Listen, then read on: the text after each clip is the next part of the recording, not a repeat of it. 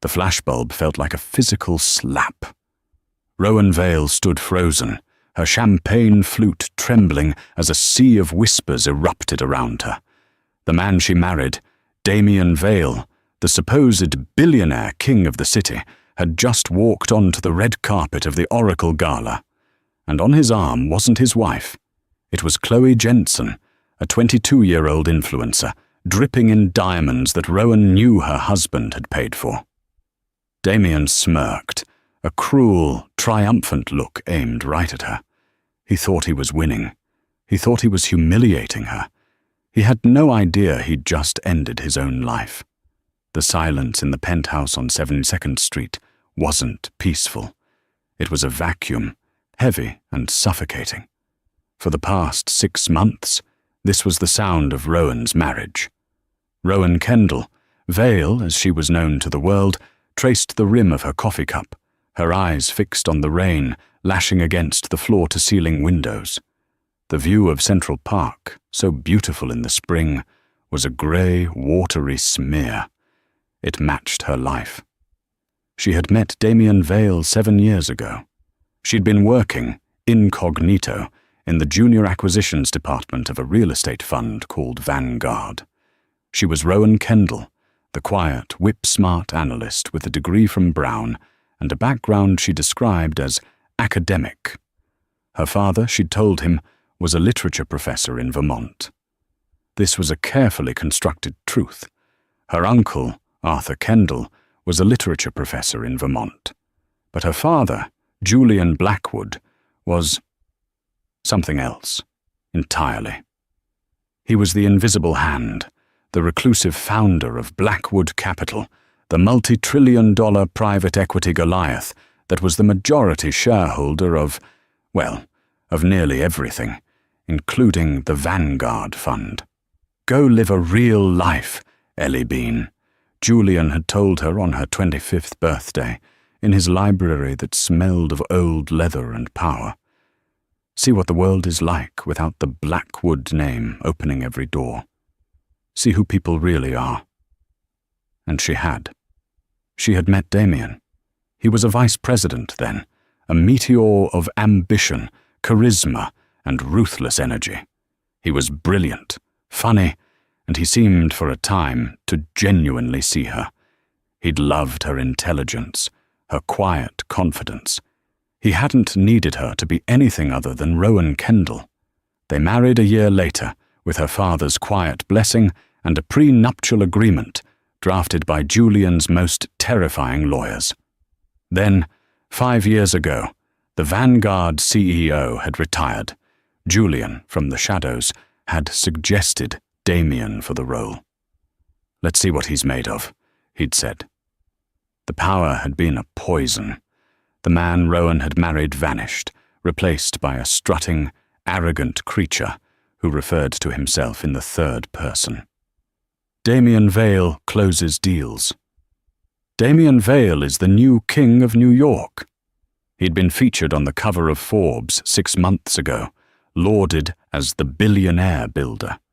He'd forgotten, it seemed, that he was a steward, not a king. He'd forgotten he was given the keys. He'd started to believe he'd built the castle himself. And with that arrogance came the carelessness. Her name was Chloe Jensen. Rowan had first seen her in the Post. Rowan had been at a cafe, and the headline on the front page screamed, "Vale's new Vanguard?" The photo was of Damian on a yacht in Miami, a yacht owned by Rowan's family trust, with his arm around a skeletal blonde. Chloe was wearing a bikini that seemed to be made of dental floss and a 15-carat diamond necklace Rowan recognized. It was the one Damian had given Rowan for their 3rd anniversary. The humiliation had been a physical, burning sickness. Now tonight was the Oracle Gala, the single most important social and financial event of the year.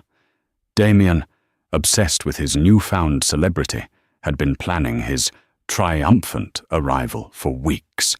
He had left 3 hours ago, claiming a pre-gala strategy meeting. His last words to her, barked as he adjusted his Tom Ford cufflinks, were, Rowan, the Oracle Gala is on Friday. Try to look presentable. Wear the blue dress. The blue dress. The one he'd bought her after closing the landmark Titan Tower deal, the deal that had supposedly cemented his billionaire status. This, he'd said, gesturing to their sterile, white-on-white living room, is the life I built. Don't you ever forget how lucky you are. Rowan now stood before the full-length mirror in their cavernous dressing room. She was not wearing the blue dress. She wore a custom gown of deep emerald velvet, a colour that brought out the fire in her otherwise cool, grey eyes. It was classic, severe, and devastatingly elegant. Her blonde hair was swept back in a chignon that exposed the clean line of her jaw. She wore a single piece of jewellery, a modest 3-strand pearl necklace. It had been her mother's. Her phone, a simple, untrackable burner she used only for one number, rang. "It's done," she said, answering. "Are you absolutely certain, Ellie?" Her father's voice, deep and calm, came through the line. "I can crush him from my desk. I can have him in federal prison by Monday for what he's done with the Titan leverage. You don't have to go through with this." Rowan closed her eyes, gathering her strength. "No, Father. I have to. He needs to do it to himself. Publicly. I need to see him choose." A heavy sigh. "As you wish. David and I have landed at Titterboro. We'll be there by 10. "Thank you, Daddy." She hung up. Her driver, a man named Thomas, who had been with her family for 20 years and had served as her uncle's driver in Vermont on weekends, was waiting by the private elevator. "You look exactly like your mother tonight, Miss Rowan," he said softly. "Are you ready?" "I am, Thomas," Rowan replied, her voice perfectly steady. As she stepped into the sedan, alone, the cold night air felt sharp and clean. The humiliation was coming. She knew that. Damian had planned it. What Damian didn't know was that his plan, and his entire paper-thin empire, was about to burn to the ground. And Rowan wasn't the one holding the match. She was the one who had supplied the kerosene and built the pyre. The grand atrium of the Metropolis Museum was a cathedral of wealth. 3-story-high chandeliers glittered off a sea of diamonds, and the air hummed with the sound of 1,000 deals being brokered under the guise of philanthropy. Rowan arrived first, a deliberate move. She stepped out of the black sedan and onto the red carpet alone. The effect was immediate. The press, who had been expecting the Vales to arrive as a power couple, descended like sharks, a wall of flashing lights and shouted questions. "Rowan, where's Damian? Mrs. Vale, who are you wearing? Flying solo tonight, Rowan? Is the marriage in trouble, Rowan? Is it true about Chloe Jensen?" She smiled, a small, polite tilt of her lips. Her heart was a cold stone in her chest, but her voice was a smooth, practiced lie. "Damian had a last-minute meeting. You know how he is, always closing a deal. I'm sure he'll be here soon." She moved through the gauntlet with a poise that infuriated them, a ghost in emerald velvet. She refused to give them the blood they craved. She found her assigned table. Table 1, front and center, a testament to Damian's perceived power. It was already filling up. Michael Vance, a senior board member at Vanguard, and his wife, Clara, looked up as she approached. Michael, a man in his late 60s with a perpetually worried expression, nearly choked on his water. "Rowan," he stammered, rising. We were expecting. That is, Damian is running late," Rowan said smoothly, taking her seat. The other couples at the table, all VPs at Vanguard and their skeletal wives, exchanged nervous, guilty glances. They knew. Of course they knew. They'd been beneficiaries of Damian's new party lifestyle. "You look lovely, dear," Clara Vance offered, her voice tight with pity. "Thank you, Clara." Rowan accepted a glass of champagne from a waiter and took a delicate sip. And then she waited. She didn't have to wait long. A commotion at the entrance signaled his arrival. A fresh barrage of flashbulbs, brighter this time, a roar of noise, a murmur that grew into an audible gasp that rippled across the entire atrium. And there he was, Damian Vale, in a perfectly tailored Tom Ford tuxedo, his face flushed with triumph and champagne. And clinging to his arm, like a gaudy scarlet parasite, was Chloe Jensen. Chloe was a vulgar splash of red in a room of muted, expensive tones. Her dress was scarlet sequins, slit to the thigh, her chest aggressively displayed by structural tape. She looked less like a guest and more like an expensive party favor. She was preening, lapping up the attention, her eyes darting around to see who was watching her. This was the moment Rowan had dreaded, and the one she had prepared for. It was one thing to see photos in a tabloid. It was another to watch your husband parade his mistress in front of everyone you knew. The whispers were immediate and brutal. "My God, is that her? He brought her here, to the Oracle? Where is Rowan? Oh, wait, she's right there, at the table. He's walking right past her." It was true. Damian, with Chloe on his arm, scanned the room. He saw table 1. He saw his executives, and he saw his wife. Their eyes met across the expanse of orchids and crystal. He didn't look guilty. He didn't look ashamed. He winked. It was a slow, deliberate, cruel gesture. "Look at me. Look at what I can do. You are nothing." He then deliberately turned his back to Rowan's table and guided Chloe toward a different group, a gaggle of tech bros and reality TV stars who hooted and cheered his arrival. Rowan felt the blood drain from her face. The flashbulb that went off in that instant captured her perfectly. The wronged wife, pale and alone. That was the photo that would be on the cover of the Post tomorrow. A woman at the next table, Sarah Carrington, a socialite whose family had feuded with Rowan's mother's family for generations, glided over. "Rowan, darling," Sarah stage whispered, her voice dripping with venomous false sympathy. "What a brave face you're putting on. You're a vision in that green. So brave to come alone when your husband is, well, closing a deal." She smirked, mimicking the tabloid headlines. Rowan turned her cool grey eyes on the woman. "Better to be alone by choice, Sarah, than to be an accessory no one chose at all. Now, if you'll excuse me, I'm waiting for a guest." Sarah recoiled, her smile faltering, and slunk away. But the damage was done. The room was buzzing. Everyone was watching the triangle. Damian, laughing too loudly with his arm snaked around Chloe's surgically enhanced waist, Chloe, kissing him for the cameras, and Rowan, sitting alone at the CEO's table, a perfect statue of public humiliation. This, Rowan knew, was Damian's opening salvo. This was him trying to break her, to force her to run out in tears, to abdicate her position so Chloe could slide into it. Rowan took another delicate sip of her champagne. Her hand was perfectly steady. She would not run. She would not cry. She would simply wait, because the real guest of honor hadn't arrived yet.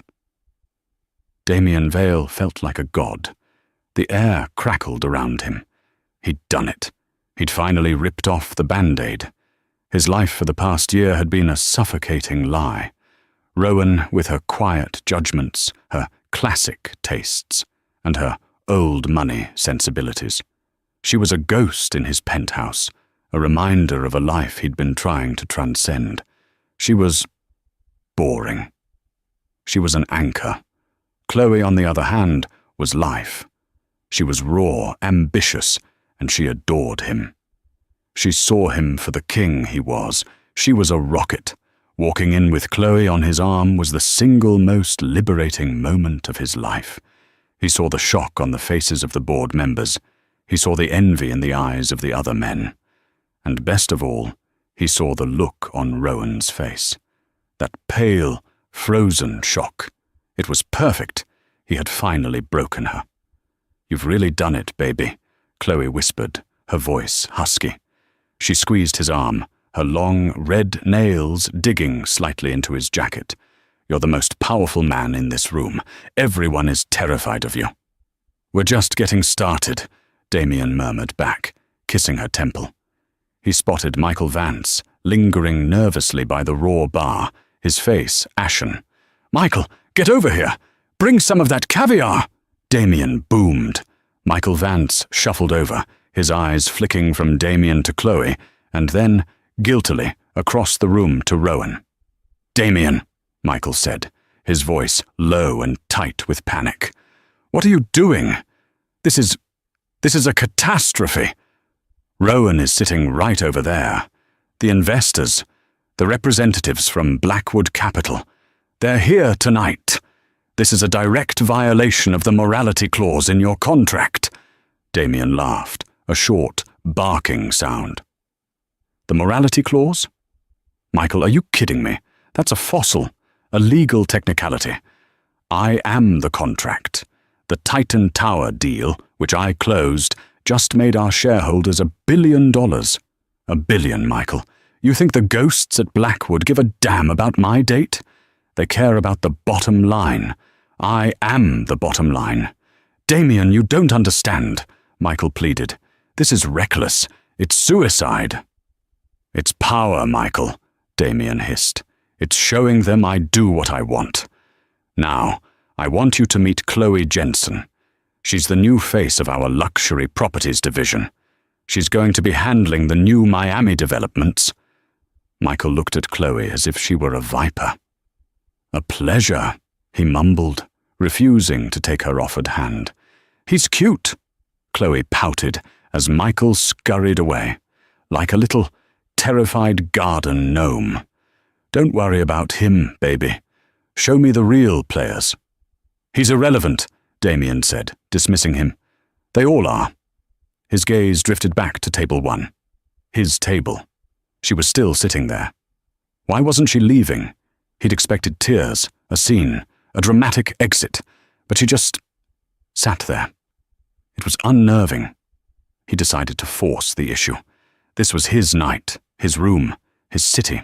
He would claim his throne. He strode over to table 1, dragging Chloe with him. The music seemed to quiet as he approached. The executives at the table froze, champagne glasses halfway to their lips. Rowan looked up at him, her expression as calm and unreadable as a frozen lake. "Rowan," he said, his voice loud enough for the surrounding tables to hear. "I was wondering if you'd have the dignity to leave. This is deeply embarrassing for you." "Is it?" she replied, her voice perfectly level. "I'm not the one who's embarrassing myself, Damian." Damian laughed. "It's over, Rowan. This charade of a marriage. I'm done." He reached into his jacket pocket. "I was going to have these served to you tomorrow, but this is so much more efficient." He threw a small, folded packet of legal documents onto the table. "Those are divorce papers. I'll have the locks on the penthouse changed on Monday. My lawyers at K&L reviewed the prenup. It's ironclad. You get the little house in Vermont your professor father owns, and a lump sum of $2 million. A pathetic pittance. I keep everything. I keep the penthouse, the cars, the company. I keep my life. This is my night. This is my city." Rowan looked at the papers, then back at him. A tiny, curious smile played on her lips. "The penthouse?" she asked, her voice light. "Damian, you lease the penthouse." A flicker of confusion crossed his face. "What are you talking about? The company pays for it." "Exactly," she said. "And the prenup. You mean the one my lawyers drafted?" "The one my lawyers reviewed," he snapped. "It's ironclad. You get nothing." "I get what's mine, Damian," she said softly. "And you get You're about to find out exactly what you've built." "What does that mean?" he sneered. "Are you going to have your nobody father in Vermont write a strongly worded letter? Is Professor Arthur going to bore me with Shakespeare?" "No," Rowan said, her gaze lifting from him to the grand entrance of the atrium. "He isn't." "You're pathetic," Damian spat. "A dried-up, boring little—" He was cut off, not by Rowan, but by a sudden, profound hush that fell over the atrium.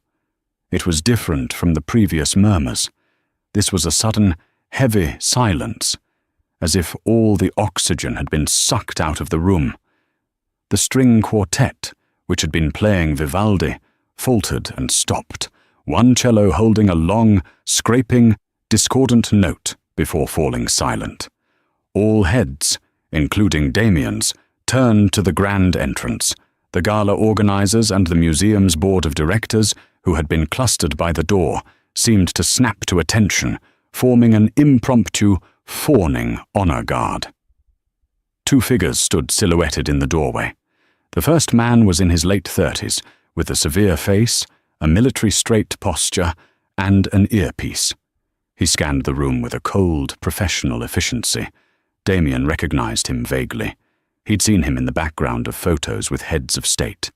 This was David Barlev, the legendary head of security for someone mythical.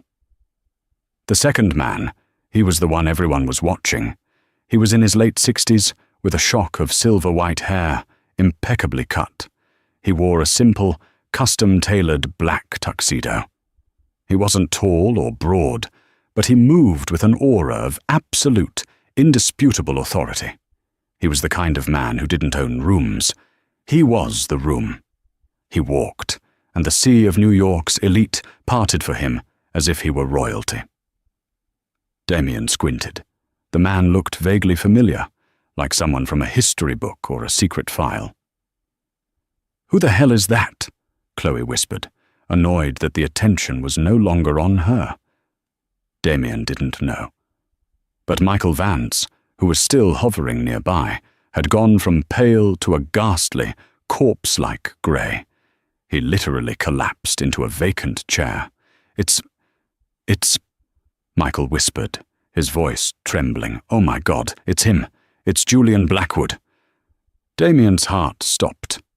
Julian Blackwood. The name was a myth, a ghost story Wall Street traders told their children.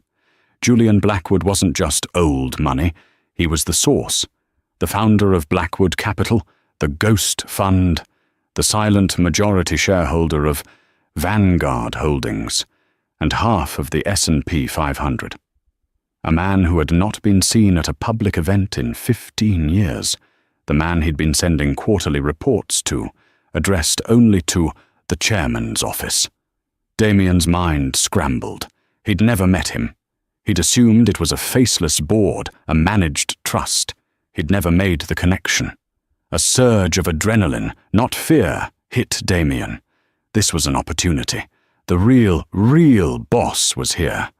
This was his chance to cut out the middlemen like Vance, to introduce himself, to solidify his power. Julian Blackwood was walking. He ignored the gasping socialites. He walked past the mayor, offering only a curt nod. He walked past a senator who looked like he was about to genuflect. He was walking directly to table 1. Damian straightened his tie, shoving the divorce papers back in his pocket, and plastered a sycophantic, brilliant smile on his face. He stepped forward, pushing Michael's chair out of the way and dragging Chloe with him. "Mr. Blackwood, sir," Damian boomed, extending his hand. "What an honor, a true honor. I'm Damian Vale, CEO of Vanguard Holdings. I've been wanting to meet you for years. I'm the man behind the Titan Tower deal. We're making you a lot of money, sir." Julian Blackwood stopped. He was now standing in the small space between Damian's group and Rowan's table. He looked at Damian's outstretched hand. He looked at Damian's face. He looked at Chloe, who was plastered to Damian's side. His eyes, a piercing, icy blue, held Damian's gaze. He said nothing. The silence stretched for 5 seconds. 10. It was the loudest, most humiliating silence of Damian's life. Then Julian Blackwood turned his head. His gaze fell on Rowan, who had risen from her chair. The ice in his eyes melted instantly. A warmth and fondness that was shocking in its suddenness flooded his expression. A smile crinkled the corners of his eyes. "Rowan, my dear," Julian Blackwood said, his voice deep and warm, resonating through the silent room. "You look magnificent, exactly like your mother. That velvet is perfect." He glided past Damian as if he were a piece of furniture, as if he hadn't spoken, as if he didn't exist. He walked directly to Rowan. He took both of her hands in his and kissed her on both cheeks. "I'm sorry I'm late, Ellie Bean," he said, his voice loud enough for the entire atrium to hear. The traffic from Teterboro was hell. Rowan smiled, a real, warm smile that Damian hadn't seen in years. "You're right on time, Father." The sound of 1,000 indrawn breaths, the sound of Sarah Carrington's champagne flute shattering on the floor. Father. Damian Vale's world, which had been so solid and triumphant 5 seconds ago, cracked, splintered, and then vaporized. "Father!" he choked out, the word sounding alien and wrong. He laughed, a high-pitched, hysterical, breaking sound. "What? That's a good one, Rowan. That's hilarious. Your father he's Arthur Kendall, a literature professor. A nobody." Rowan turned, her face a mask of cool composure, and faced her husband. "My father," she said, her voice ringing with clarity, "is Julian Blackwood. Arthur is my uncle. I am Rowan Blackwood. I took my mother's maiden name, Kendall, because my father and I wanted to see who you really were, Damian. We wanted to see if you loved me, or if you would one day love the power you thought was yours." She gestured to the stunned, silent room. "And tonight, in front of God and everyone, you finally gave us our answer." Damian Vale's brain simply ceased to function. He was drowning, pulling at his collar, his eyes darting between Julian, the god king of capital, and Rowan, the woman he'd just publicly and fatally scorned. Chloe, finally understanding that she had backed the wrong, catastrophically outmatched horse, was the first to react. She was a cornered animal. She ripped her arm from Damian's, her eyes wide with panic. I didn't know," she shrieked, looking at Julian. He told me. He told me she was a nobody. He told me he was the boss. He said she was poor, from Vermont. I'm a victim here, Mr. Blackwood, sir. He forced me to come. He's a monster." She even slapped Damian across the face, a desperate act of dissociation. "You idiot! You loser! You lied to me!" Julian Blackwood didn't even look at her. He simply raised an eyebrow in the direction of his security chief, David. "David," Julian said, his voice bored. "This creature is not on the guest list, and I believe she is wearing a 15-carat necklace belonging to my daughter. Please have her, and her cubic zirconia, escorted from the premises. Have her itemized and returned to the company vault by morning." "Cubic zirconia!" Chloe shrieked, her hand flying to the other necklace Damian had bought her. "These are—" "Ma'am," David said, his voice like granite. He and another security guard, who had materialized from the crowd, grabbed her arms. "You can't!" Chloe screamed as they dragged her, in her scarlet dress, across the marble floor. "Damian, do something! You promised me! You promised me Miami!" Damian was frozen, a statue of his own ruined ambition. Chloe was hauled, kicking and sobbing, out of the atrium. The sound of her fading screeches echoed over the marble. Now, Julian Blackwood's full, undivided and frigid attention was on Damian.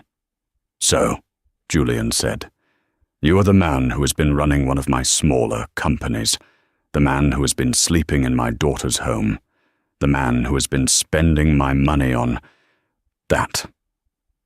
"Mr. Blackwood." "Sir." "Julian," Damian stammered, holding his hands up. "This is a misunderstanding. A terrible, terrible misunderstanding. Rowan and we were having problems, yes, but this is just a what, Mr. Vale?" Julian pressed. "A mistake? You are 44 years old. You are the CEO of a multi-billion-dollar enterprise. We do not tolerate mistakes. We only tolerate results." "The results?" Damian latched onto the word, his last lifeline. "The results? Look at the Titan Tower deal. I closed it. I made this company a fortune. I built that. I made you $1 billion. "You," Julian said, taking one step closer as Damian instinctively took one step back. "Built nothing." Julian's voice snapped like a whip. "You were a steward, a glorified groundskeeper. You were given a company with zero debt, ordre-rated bonds, and the best assets in the world. And what did you do?" He looked around at Michael Vance, who was now weeping quietly into a napkin. "I'll tell you what he did. He took my stable assets and gambled them. The Titan Tower deal isn't a triumph, Mr. Vale. It's a bomb, a time bomb. You leveraged 3 of my most stable properties against derivative junk bonds to get a flashy headline in Forbes. You exposed Blackwood Capital to a $4 billion risk for your ego." The board approved," Damian whispered, his world dissolving. "The board you stacked with your sycophants?" Julian scoffed. "Damian, did you really think I wouldn't have my own man on the inside?" He nodded at Michael Vance. "Michael, stand up." Michael, trembling, stood. "Michael," Julian said, "has been reporting your every idiotic, egotistical, and borderline criminal move to me, weekly for the past 2 years. We were just waiting for you to violate the morality clause so we could fire you for cause and without a golden parachute, and Damian, you just handed it to us on a silver platter in front of the entire New York press." Damian looked at Michael, his eyes screaming betrayal. Michael just shook his head. "I tried to warn you, Damian. Tonight. I begged you." "And the prenup," Rowan's voice cut in, clear and cold. He mentioned it." "Ah, yes. The prenup." A thin, cruel smile played on Julian's lips. He looked at Damian. "You seemed very confident in that document. The one you thought protected your assets from her." "It's ironclad," Damian croaked, his last thread of hope. "My lawyer said so. She gets the pittance her family had." "You truly are an idiot," Julian said, with genuine disappointment. "You didn't read the addendum, did you? Addendum 4B, the Blackwood Trust Clause. It states that all properties, assets, and liquid capital gifted or managed by you, including your salary, your bonuses, and your stock options, are all held in a trust that I control, a trust that, per Clause 12B, which cites— What was the wording, Rowan? Rowan stepped forward, her face calm. "I believe it was a public act of profound moral turpitude. Like, say, flaunting a mistress at a charity gala to humiliate your wife." "Exactly," Julian said. "You don't get the penthouse, Damian. You don't get the stock options. You don't even get the car. You get a taxi. You walk out of here with the watch on your wrist. Oh, wait, that was a birthday gift from Rowan, so that's mine too. You walk out of here with the clothes on your back. And you are, as of this second, terminated for cause."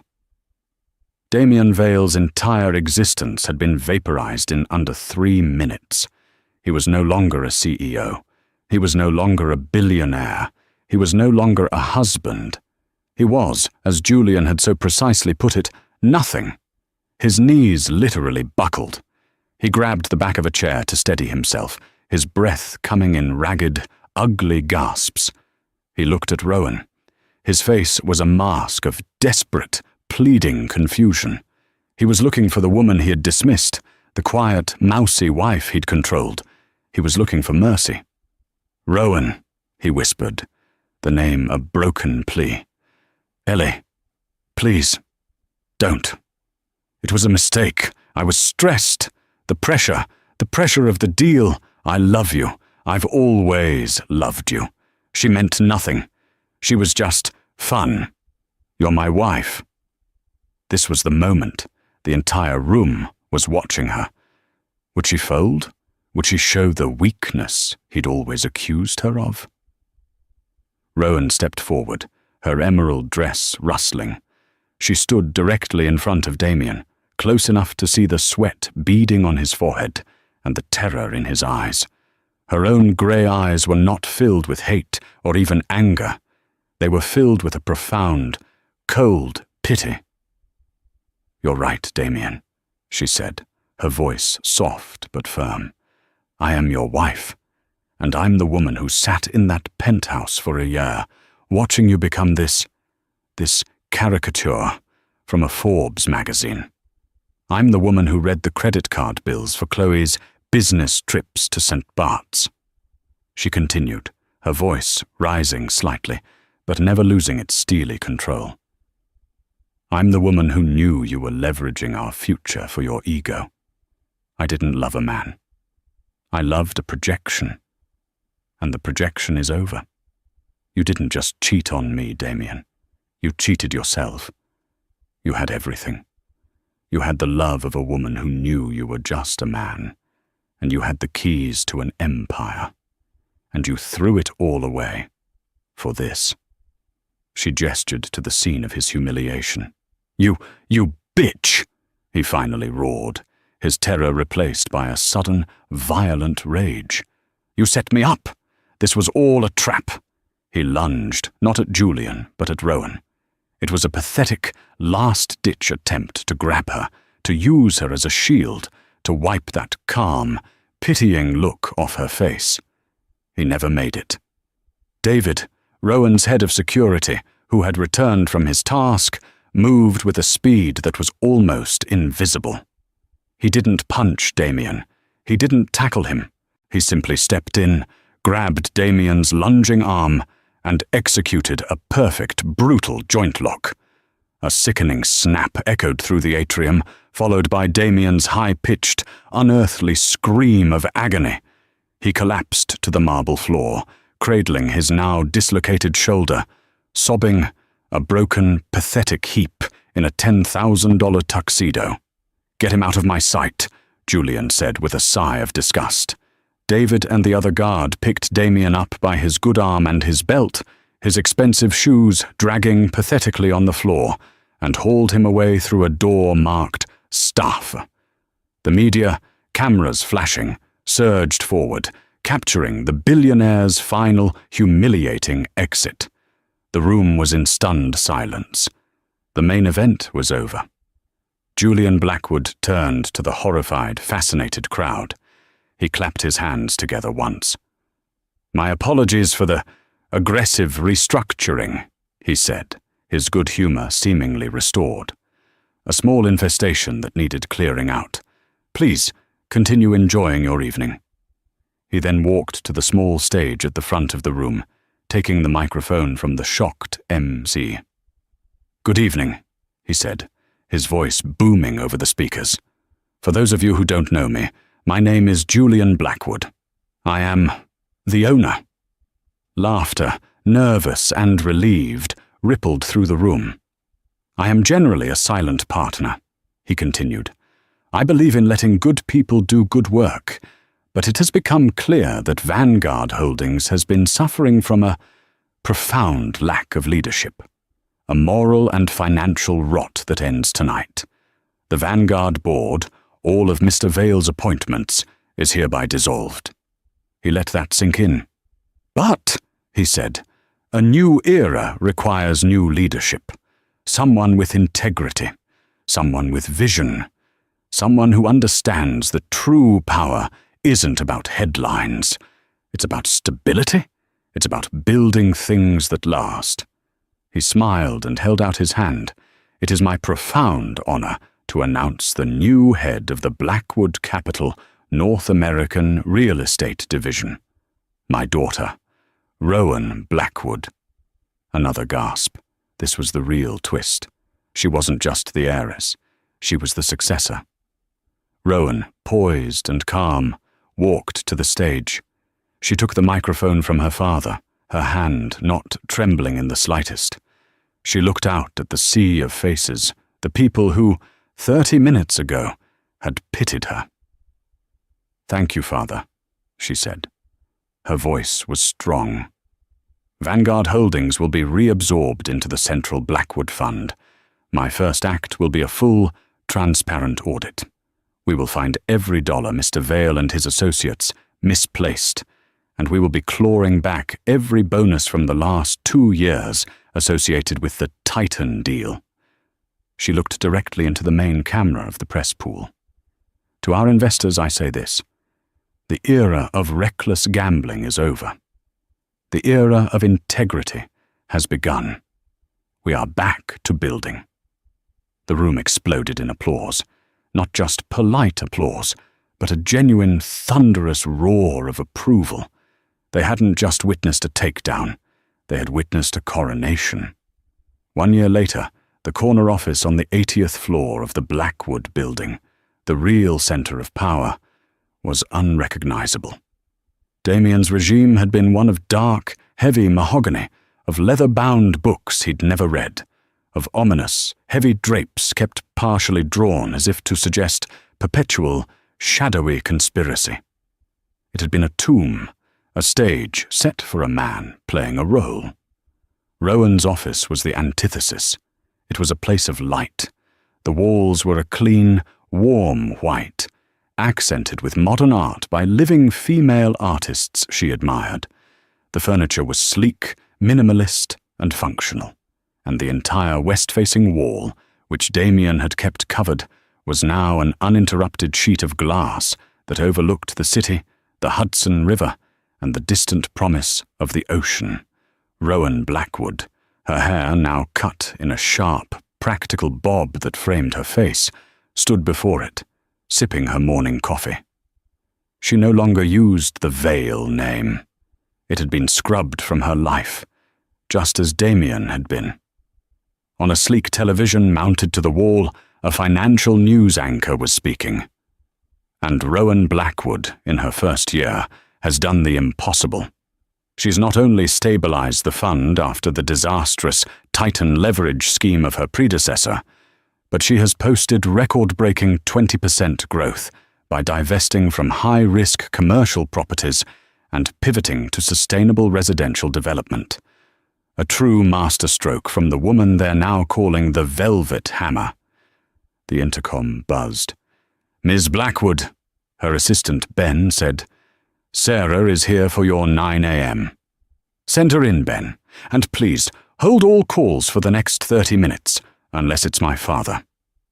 The door opened, and Sarah Jenkins walked in, holding a tablet.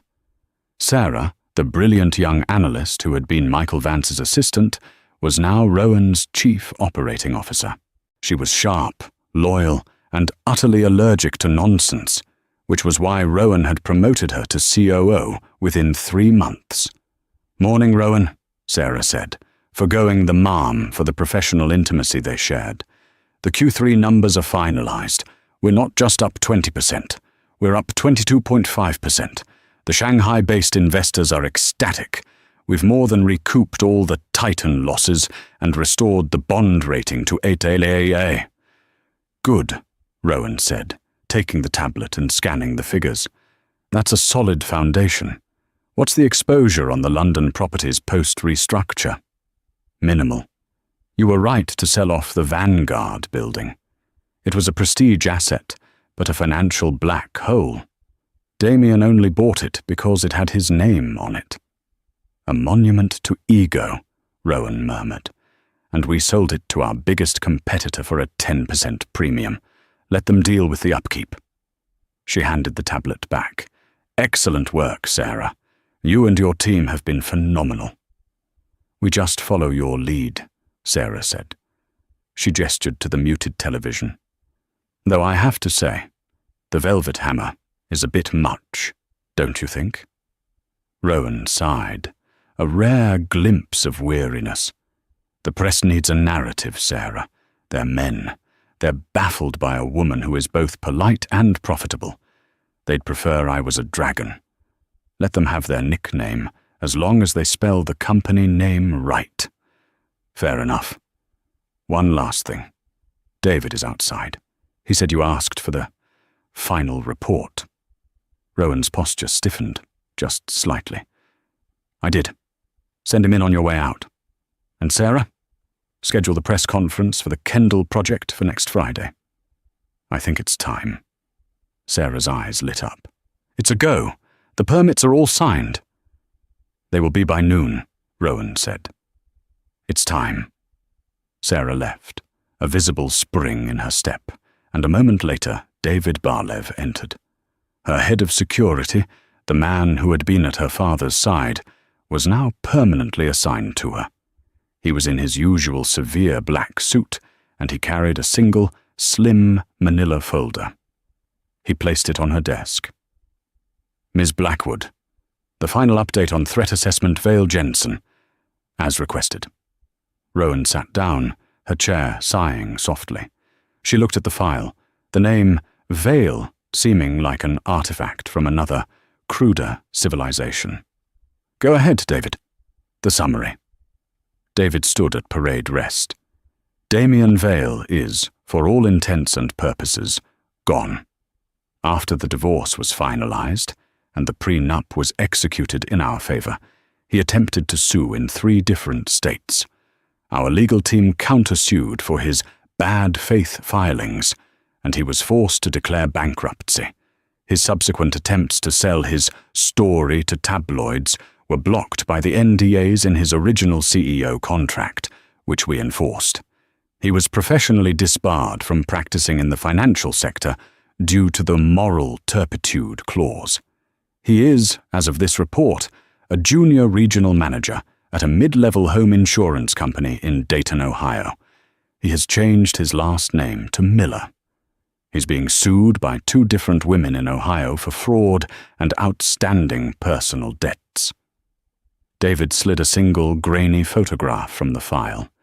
It showed a man, 20 pounds heavier, his hair thinning rapidly, getting into a beat-up Ford Fiesta in a grey, slushy parking lot. Rowan looked at the photo. She was not looking for Damian, the monster who had humiliated her. She was looking, one last time, for Dami, the man she had met in the acquisitions department, the man who had made her laugh, the man she had married. He wasn't there.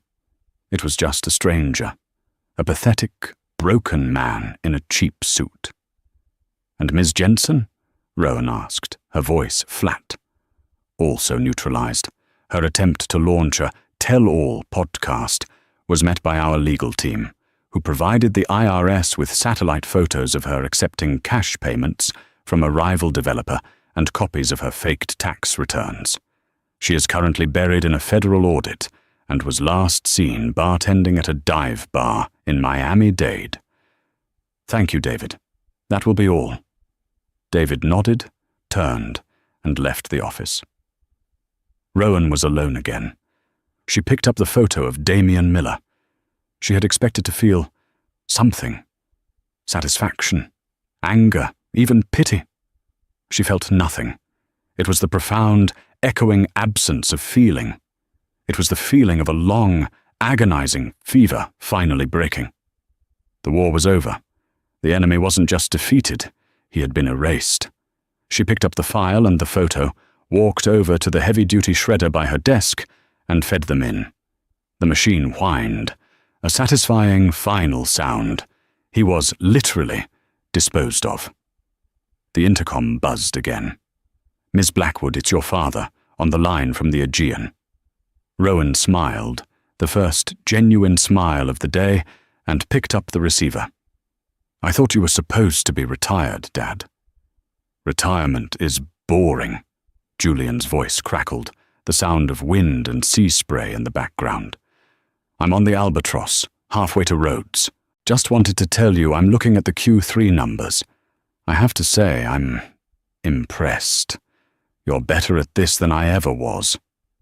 "I had a good teacher," Rowan said, looking out at her city. "You had a good spirit," Julian corrected. "I just taught you how to weaponize it. Selling the Vanguard building was a gutsy move. Gutsy. I was sentimental about it. Damian loved that gaudy thing. You saw it for what it was, a liability. That's why you're in that chair, and I'm on this boat. Are you enjoying the boat?" "Immensely. Speaking of which," Arthur called. "Your uncle. He said to tell you he's proud, but that you'd better not forget to read poetry as well as prophets. He's worried you're all Blackwood and no Kendall these days." Rowan laughed, a warm, genuine sound. "Tell him I read a poem every night before I read the market reports. I haven't forgotten." "I know," Julian said, his voice soft. "That's what makes you better than me, Ellie Bean. You actually know the difference. Which is why it's all yours." Rowan paused.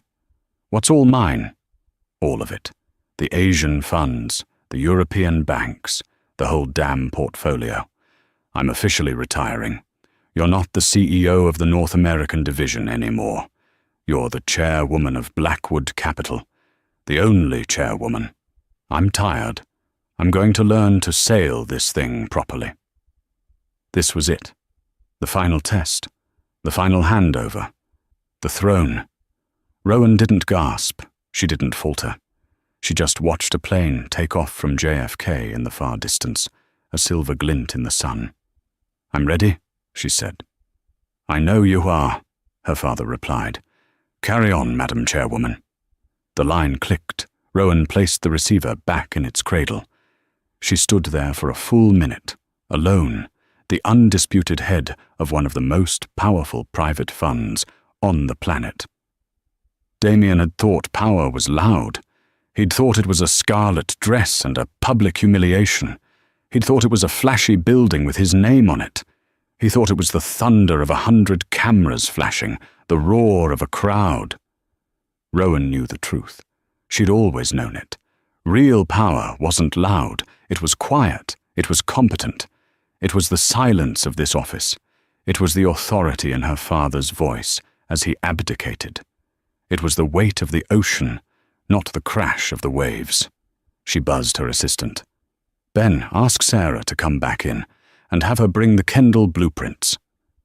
A minute later, Sarah was back, unrolling a massive set of architectural plans across Rowan's conference table. It wasn't a tower. It wasn't a monument.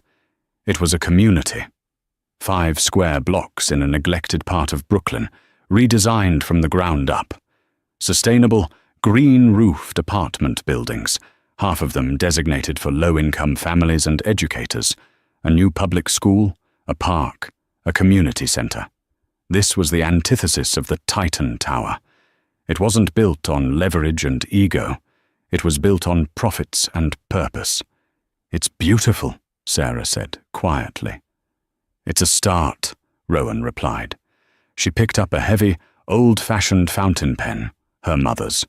She walked to the blueprints, found the signature line, and signed it. Rowan Blackwood. "Get the press team ready," she said, her voice ringing with the quiet, indisputable sound of real power. "Let's build something that lasts." What did you think of Rowan's revenge? It just goes to show that the quietest person in the room is often the most powerful.